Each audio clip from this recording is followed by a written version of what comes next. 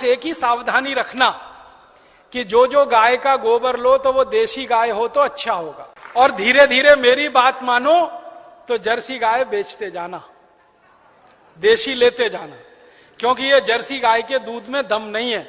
आपको मालूम नहीं है, दुनिया में भारत को छोड़कर जर्सी गाय का दूध कोई देश नहीं पीता। डेनमार्क में सबसे ज्यादा जर्सी गाय है, डेनमार्क वाले दूध ही नहीं पीते। क्यों नहीं पीते? कैंसर होने की संभावना है जर्सी गाय के दूध से, घुटनों का दर्द तो तुरंत हो जाता है, बड़ी बड़ी बीमारियां होती हैं। और जर्सी गाय को एक खतरनाक बीमारी होती है, मैड काउ डिसीज, उस बीमारी के चक्कर में दूध भी उसका प्रदूषित होता है, इसलिए जर्सी का दूध दुनिया में कोई नहीं पीता। डेनमार्क की सरकार तो दूध ज्यादा होने पर समुद्र में फेंकवा देती है। आपको सुनकर हैरानी होगी, डेनमार्क में दूध बहुत है, चाय बिना दूध की पीते हैं सबके सब, क्योंकि वो दूध उनको खराब लगता है।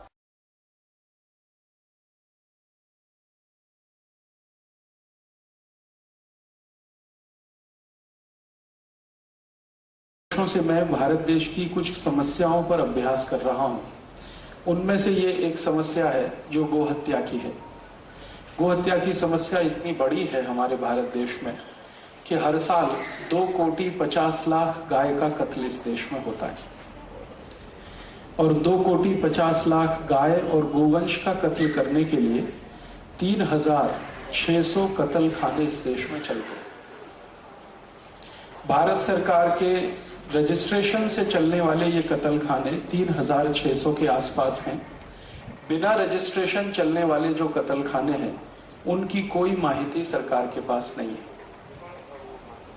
एक बार मैंने भारत सरकार के कृषि मंत्रालय को, जिसके अधीन में पशु मंत्रालय भी आता है, पशुधन विभाग आता है, उनको एक खत लिखा था, पत्र लिखा था, और उनको ये पूछा था कि जो रजिस्टर्ड कत्ल खाने हैं जिनका सरकार ने अनुमति पत्र दिया है उनकी संख्या 3,600 है, अनरजिस्टर्ड कितने हैं?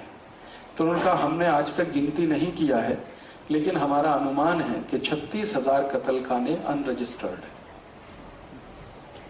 36,000 कत्ल खानों में प्रतिवर्ष 2,50,00,000 गाय और गोवंश का कत्ल हो रहा है। इस कत्ल में से 72 लाख मीट्रिक टन मांस उत्पन्न होता है, और ये मांस भारत देश से बाहर दूसरे देशों में निर्यात किया जाता है।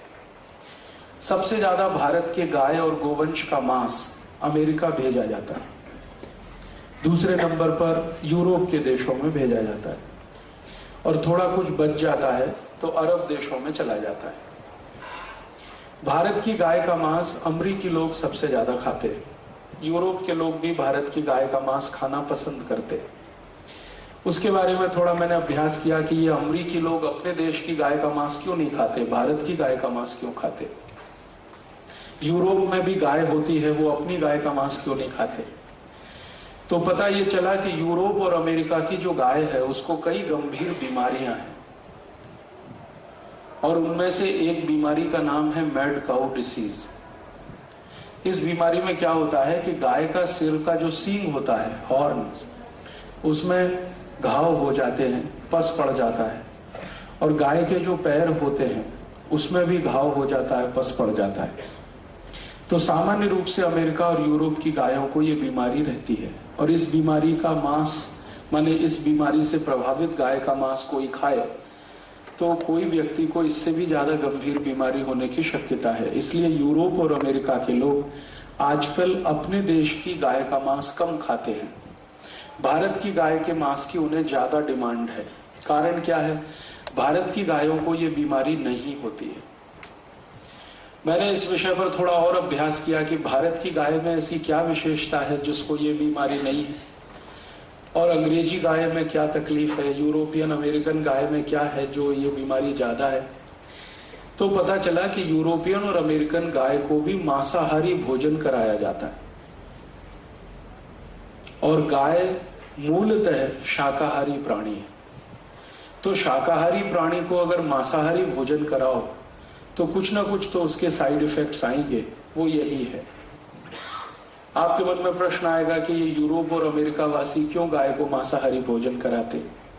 ये मैंने उनके यहां प्रश्न एक बार पूछा, यूरोप में गाय पालन करने वाली जो संस्थाएं हैं, उनको जब मैंने ईमेल किए और उनसे पूछा कि आप इनको मांस क्यों खिलाते हो गाय को, तो कहते हैं मांस बढ़ाने के लिए मांस खिलाते। गाय के शरीर में मांस की मात्रा और ज्यादा बढ़े, इसके लिए मांस खिलाते। और मुझे पहली बार पता चला मेरे जीवन में कि यूरोप की सभी गाय मांस के लिए ही पाली जाती है।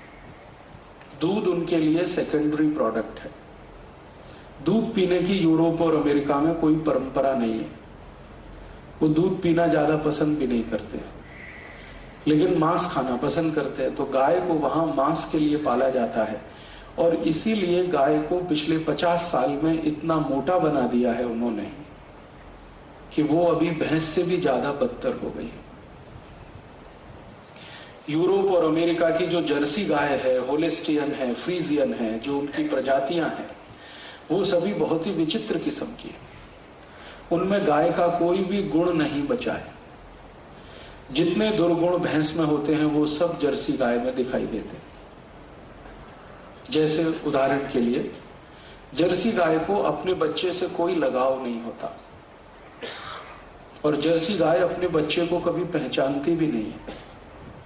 कई बार ऐसा होता है कि जर्सी गाय का बच्चा किसी दूसरी जर्सी गाय के साथ चला जाए तो उसको कोई तकलीफ नहीं है, लेकिन भारत की जो देशी गाय है ना, वो अपने बच्चे से इतना लगाव रखती है, इतना प्रेम करती है कि अगर उस बच्चे को किसी ने बुरी आंख से भी देखा तो मार डालने के लिए तैयार हो जाती है। और भारतीय गाय की सबसे बड़ी विशेषता यह है कि लाखों की भीड़ में वो अपने बच्चे को पहचान लेती है, और लाखों की भीड़ में उसका बच्चा अपनी आई को पहचान लेता है। जर्सी गाय कभी भी पैदल नहीं चल पाती है, चलाने की कोशिश करो तो बैठ जाती है। लेकिन भारतीय गाय की यह विशेषता है कि कितने भी ऊंचे पहाड़ पर उसको चढ़ा दो, वो चढ़ के चली जाती है। अगर कभी आपको मौका मिले तो हिमालय की परिक्रमा करिए। हिमालय पर्वत पर जितनी ऊंचाई तक मनुष्य जा सकता है, उतनी ऊंचाई तक आपको देशी गाय मिलेगी। गंगोत्री जाइए, जमुनोत्री जाइए, बद्रीनाथ जाइए, केदारनाथ जाइए, ये चारों तीर्थों को अगर आप यात्रा करें तो हिमालय की परिक्रमा लगभग हो जाएगी। आपको हर जगह देशी गाय मिलेगी जो 8000 फीट, 9000 फीट, 10,000 फीट की ऊंचाई तक आराम से चली जाती है, कोई तकलीफ नहीं। लेकिन जर्सी गाय को 10 फीट भी ऊपर चढ़ाना पड़े तो उसको तकलीफ आ जाती है। जर्सी गाय का पूरा स्वभाव भैंस के जैसा है। अगर सड़क पर कहीं भैंस खड़ी हो, सामने से ट्रक आता हो, पीछे से बस आती हो, कितना भी हॉर्न बजाए वो हटती नहीं, क्योंकि हटने के लिए जो IQ चाहिए वो उसमें नहीं है। ठीक ऐसा ही जर्सी गाय में होता है। जर्सी गाय सड़क पर खड़ी हो, कितना भी हॉर्न बजाओ, वो भी नहीं हटती। सामान्य रूप से ये जो जर्सी गाय है, इसके बारे में यूरोप के लोग ऐसा मानते हैं कि इसको विकसित किया गया है डूकर के जीन से,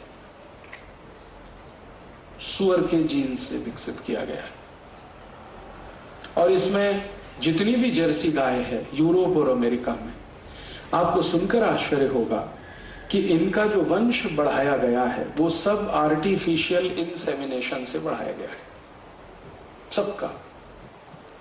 और आप जानते हैं कि आर्टिफिशियल इंसेमिनेशन में ये गुंजाइश है कि आप चाहें तो घोड़े का जीन्स उसमें डाल दें, आप चाहें तो डूकर का डाल दें, सुअर का डाल दें, कुछ और जानवरों का भी डाल सकते हैं। और आर्टिफिशियल इंसेमिनेशन से ही उसको गर्भवती बनाया जाता है।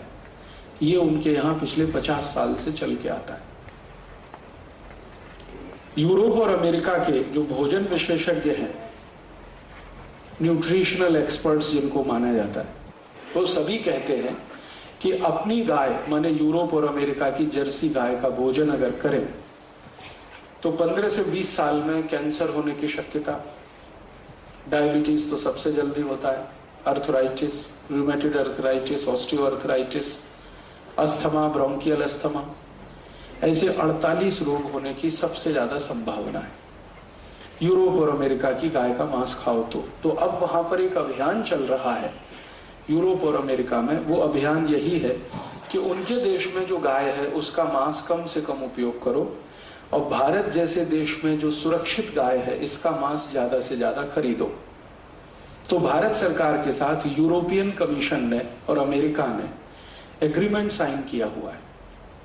उस एग्रीमेंट के साथ हर साल हमारी सरकार 72 लाख मीट्रिक टन मांस यहां से गाय और गोवंश का भेजती है, और उसके लिए 2.5 करोड़ गाय को हर साल इस देश में कट जाना पड़ता है।